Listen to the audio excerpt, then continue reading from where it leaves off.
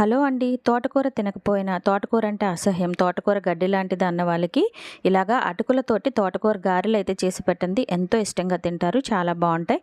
2 గ్లాసుల గట్టి అటుకుల్ని 2 సార్లు కడిగేసుకొని, కొంచెమంత వాటర్ ఉంచేసుకొని 10 నిమిషాలు పక్కన పెడితే ఈ విధంగా నాని పొడి పొడిగా అవుతాయండి. దీన్నంతటిని ఒక బౌల్‌లో వేసుకొని ఉల్లిపాయ తరుగు, పచ్చిమిరపకాయ తరుగు, కరివేపాకు తరుగు, కొత్తిమీర తరుగు, అదేవిధంగా 2 కట్టల తోటకూర తరుగుని అంతటిని వేసుకోండి. అలాగే 1 ½ స్పూన్ అల్లం వెల్లుల్లి పేస్ట్, 3 స్పూన్ల జీలకర్ర, రుచికి సరిపడా ఉప్పు, పసుపు, 1 ½ స్పూన్ కారం వేసుకొని ఫస్ట్ దీని అంతటిని బాగా కలుపుకున్న తర్వాత 3 స్పూన్ల వరిపిండి, 5 స్పూన్ల శనగపిండి వేసుకొని తగినంత వాటర్ వేసుకొని పిండిని గారెల కన్సిస్టెన్సీలాగా ముద్దలాగా ఈ విధంగా కలుపుకొని డీప్ ఫ్రైకి సరిపడా ఆయిల్ పెట్టుకోండి. ఆయిల్ అనేది హీట్‌గా ఉండాలి. వేసినప్పుడు హై ఫ్లేమ్ పెట్టుకొని మీడియం ఫ్లేమ్‌లో ఈ కలర్ వచ్చేంత వరకు ఫ్రై చేసుకొని ఒక ప్లేట్లోకి తీసుకుంటే వేడి వేడిగా తోటకూర అటుకుల వడలైతే రెడీ అండి. టేస్ట్ అయితే చాలా బాగుంటుంది. ఇష్టం లేని వాళ్ళకి ఇలా చేసి పెట్టండి. మీకు నచ్చితే ప్లీజ్ నా ఛానల్ సబ్స్క్రైబ్ చేయండి. Thank you.